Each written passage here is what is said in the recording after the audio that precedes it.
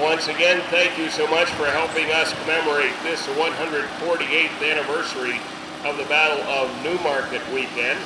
And we're glad you've joined us. Hope you enjoy the upcoming artillery demonstration just about 10 minutes away.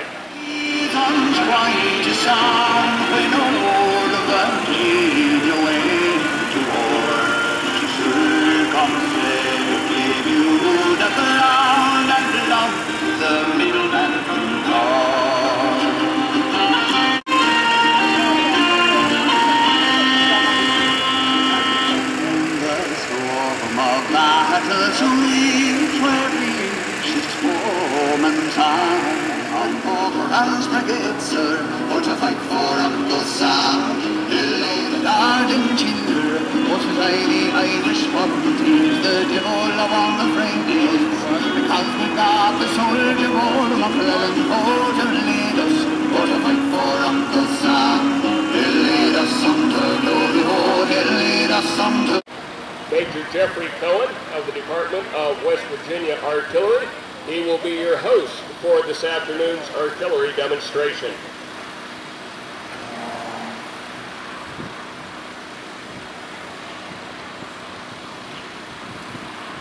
Good afternoon, everyone. Welcome to Newmarket. I'm Major Jeffrey Cohen, Department of Western Virginia, Federal Artillery. Today I have the pleasure of presenting you with an authentic section of Federal Artillery. First gun you see will be an 1861 Parrott rifle. It is a rifled barrel with a range of approximately 1,850 yards. The bronze gun next to it is an actual Civil War veteran. It is a model 1857 bronze Napoleon gun howitzer. It was cast in 1863 by the H.N. Hooper Company of Boston, Massachusetts. Each cannon was crewed by 7 people. We had 4 people on the front of the gun, 2 people on the limber, and the section is commanded by a lieutenant. In this case it is First Lieutenant William Barnhart. To your posts. Load by detail. Action front. Attend event. The number 3 man is now stepping in and he is clearing the vent, which is a small hole located in the back of the gun, which we call the breech, to make sure there are no obstructions. That's where we place our fuse, and if there's an obstruction in that vent hole, the gun will not go off, much to the delight of our Confederate counterparts. Worm! We're now going to check the board to make sure there are no burning bits of silk or paper left in the barrel, because obviously what would happen if we put a fresh bag of black powder on some burning bits of silk or paper? Yeah. Wet sponge. A sponge rammer is now used, and we use the spongy end that goes into the barrel all the way to the breech, and they twist it around to make sure there are no embers left. The number 3 man actually has his finger over the vent hole, cutting off the flow of oxygen, or else he would just be fanning embers when he would be instead of sponging out the gun.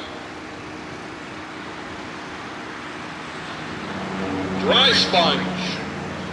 Dry sponging is something that re-enactors do. We basically are taking out excess water that's in the barrel. It also uses up time and allows the gun to cool from the previous firing. Advanced cartridge. Our number 5 man is now going to walk up with his cartridge bag. You'll notice that when he approaches the cannon, the number 2 man will take the bag, and with his back to the opposing forces, he will bring the round under the gun and he will place it in the muzzle. That's because the finest sharpshooters in the world are American sharpshooters, and if you're a Federal artilleryman, some of those fine sharpshooters live below the Nason-Dixon line and vice versa. And there is nothing these sharpshooters would love to do as to shoot that round out of his hand and take everybody out on the gun. Ram cartridge. Our number 1 man is now ramming the cartridge into the gun. It's pretty self-explanatory.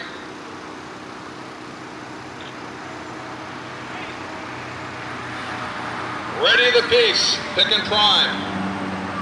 Your number 3 man now takes a brass pickup, non-sparking brass, because we don't want to create any sparks while we're servicing the gun.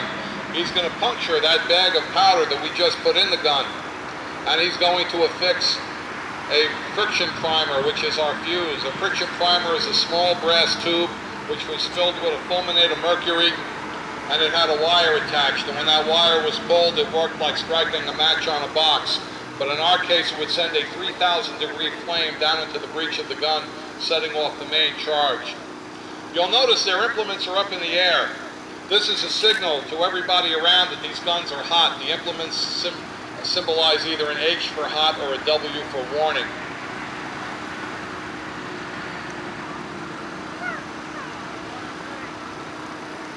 Section is ready.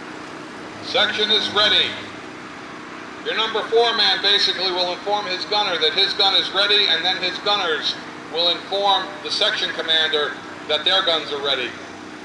The section commander will give the command, prepare, and the section commander will fire at will. Doing a section fire, both guns firing simultaneously. Lieutenant, the section is yours.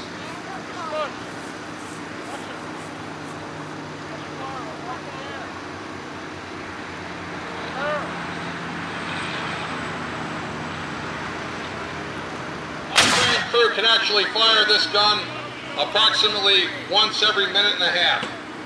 However, during the actual conflict, if the enemy was too close, they would do away with a lot of the niceties. They wouldn't bother worming the gun. They wouldn't bother wet sponging the gun. The number 3 man would put his thumb over the vent, and they would throw a fresh round down the tube. He'd lift his thumb up. The embers would ignite the charge, and the gun would go off. Sometimes the fellow might lose a finger, but better than losing your life. There are 4 types of ammunition that these guns fired. The first being solid shot or a round ball. A skilled gunner could actually bounce a round ball across this field like you'd skip a stone across a pond. If you were hit with this round ball, if you were hit in the leg, it would tear your leg off, and your leg would become a projectile, injuring someone else.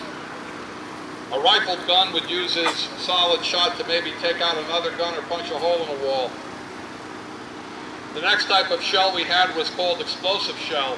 It was a hollowed out shell, either a round ball or artillery shell for the Parrott. It was filled with a bursting charge, and it would go overhead, not overhead like you see in the firework displays, but maybe about 10 feet over your head.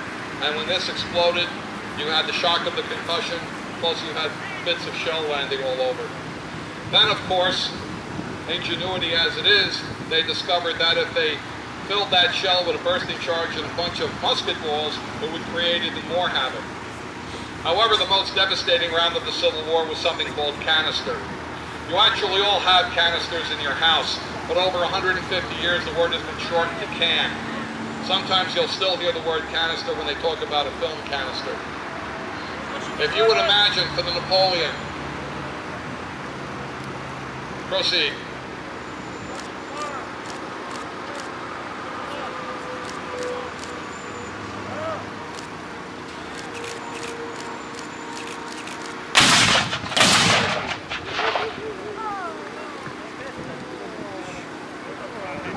More men were killed with canister than any other round of the war. The men on the Parrott rifle did not use canister because with a rifled gun it created a much shorter spread of ammunition. The men on the Parrott, they would turn their fuses down to maybe 1 second. The gun would go off, 1/1000, the shell would blow up. If the enemy was too close, they would take the fuse out of the shell, and the shell would burst literally the second it left the barrel. Very dangerous, but of course you had people trying to kill you. For a cannoneer to lose his gun would be tantamount to like an infantryman losing its flag. Between the muzzle and approximately 75 yards, if you're within 75 yards, you would feel the concussion coming out of the gun, and it could knock you over. So generally, we will not fire the guns if a person is within 50 to 75 yards of us, because they still could be injured.